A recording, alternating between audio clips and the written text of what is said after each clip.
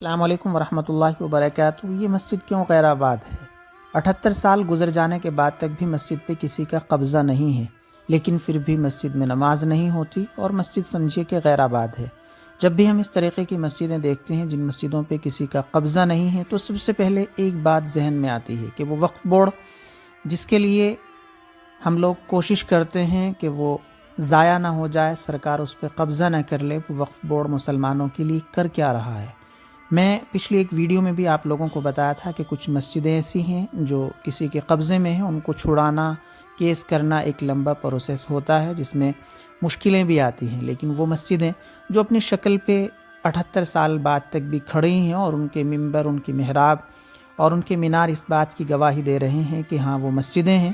اور یہ اللہ اکبر کی صداؤں کی آج بھی منتظر ہیں اور ان پہ کسی کا قبضہ بھی نہیں ہے۔ اگر وہ آج بھی غیر آباد ہیں تو وقف بورڈ کے علاوہ کوئی دوسرا شخص ان کے غیر آباد ہونے کا ذمہ دار نہیں ہو سکتا۔ میری تمام لوگوں سے گزارش ہے کہ ویڈیو کو زیادہ لوگوں تک ضرور شیئر کریں، اور خاص طور سے وہ مسجدیں کسی کے قبضے میں نہیں ہیں، اپنی شکل پہ کھڑی ہیں، وقف بورڈ کو چاہیے کہ ان مسجدوں کو جلد از جلد آباد کرا لیا جائے۔ اب جس دور سے ہم گزر رہے ہیں، مسجدیں بہت پرانی تعمیر شدہ ہیں جو شاید 200-250 سال پہلے تعمیر ہوئی تھی، اور 78 سال تک جب ان کی دیکھ ریکھ نہیں کی گئی وہ مسجدیں بوسیدہ ہو کر اب گرنے لگی ہیں۔ ہم اس آخری دور میں ہیں جہاں اگر اب مسجدیں آباد ہو گئی تو ہو گئی، نہیں تو کچھ مسجدیں بوسیدہ ہو کر گرنے لگی ہیں، ان کے مینار، ان کی دیواریں، ان کی چھتیں بالکل بوسیدہ ہو گئی ہیں۔ اور مسجدوں کی جب تک پہچان باقی ہے، جب تک ہمارے پاس موقع ہے کہ ان تمام مسجدوں کو آباد کر لیا جائے، لیکن جب یہ مسجدیں اپنی پہچان کھو دیں گی، ان کی مینار ٹوٹ جائیں گے، بوسیدہ ہو کر نیچے گر جائیں گے، تو پھر ہمارے پاس کوئی ایسا ثبوت بچے گا ہی نہیں کہ یہ مسجد ہے یا مسجد نہیں ہے۔ تو اس لیے ہم کوشش یہی کرتے ہیں کہ اس طریقے کی مسجدیں جن پہ کسی کا قبضہ نہیں ہے ان پہ تو محنت اور کوشش کر کے جلد از جلد ایسی مسجدوں کو آباد کر لیا جائے۔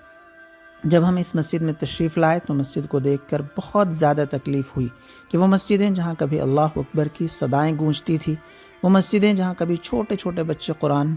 پڑھنے آیا کرتے ہوں گے، وہ مسجدیں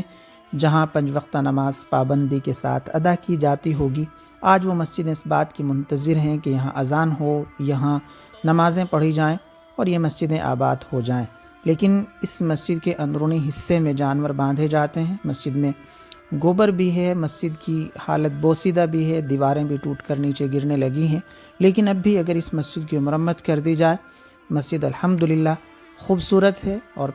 پہلے جیسی مسجد دوبارہ بن جائے گی۔ لیکن وقف بورڈ کو چاہیے کہ وہ اس طرف توجہ دے اور کوشش کریں کہ جو مسجدیں کسی کے قبضے میں نہیں ہیں ان مسجدوں کو جلد از جلد